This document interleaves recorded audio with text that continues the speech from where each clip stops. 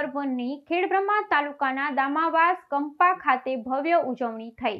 ભારત દેશ આઝાદ થયાની 79મા વર્ષની સ્વતંત્ર પર્વ આજે આદર્શ પ્રાથમિક શાળા દામાવાસ કંપા શ્રીમતી આર.એમ. મકાણી ઉચ્ચતર માધ્યમિક શાળાના બાળકો અને શિક્ષકગણ સાથે વડીલો, યુવાનો, માતાઓ પ્રભાત ફેરીમાં જોડાયા બાદ બંને સ્કૂલોનું ધ્વજવંદન પટેલ રમણભાઈ માવજીભાઈના વરદ હસ્તે કરવામાં આવ્યું અને આ પ્રસંગે પ્રાથમિક શાળાના આચાર્ય રામભાઈ રાવળ સ્વતંત્ર પર્વ વિશે માહિતી આપી હતી અને હાઈસ્કૂલના આચાર્ય દીપેશભાઈ પટેલે શિક્ષણ થકી આઝાદી માટે અને આઝાદીથી પ્રગતિ સુધી જરૂરિયાત પર ભાર મૂકેલ હતો। આ પ્રસંગે 4 તાલુકા મંત્રી દિનેશ પી પટેલ શાળાના પરિણામને અભિનંદન બાદ ભારત દેશને વિશ્વગુરુ બનાવવા માટે તિરંગાને સન્માન આપવા માટે અને દેશની સતત પ્રગતિ માટે સૌને સ્વદેશી અપનાવવા જણાવેલ હતું।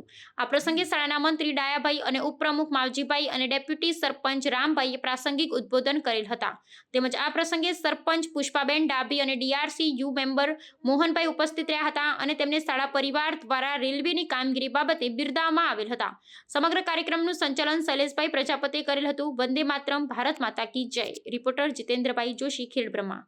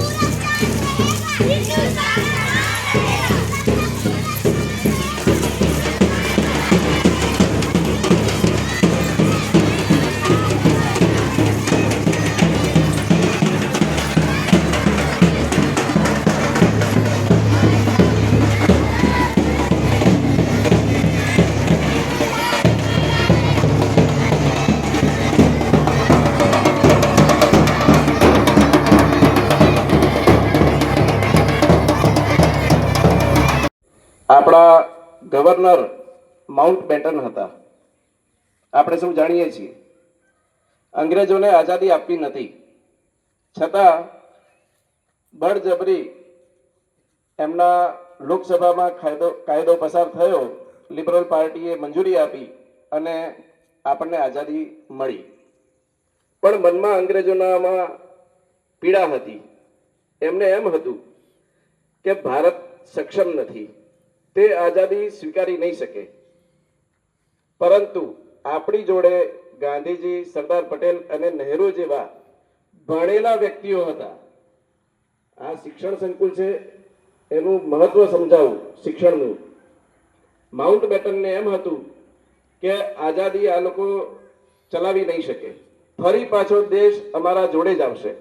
આવા ન્યૂઝ જોવા માટે સાબર આવાઝ યુટ્યુબ ચેનલને સબસ્ક્રાઇબ કરો અને લાઇક કરો, જેથી હવે પછીના દરેક સમાચાર સબસ્ક્રાઇબ કરેલા હશે તેઓને નવા સમાચારની માહિતી મળી જશે।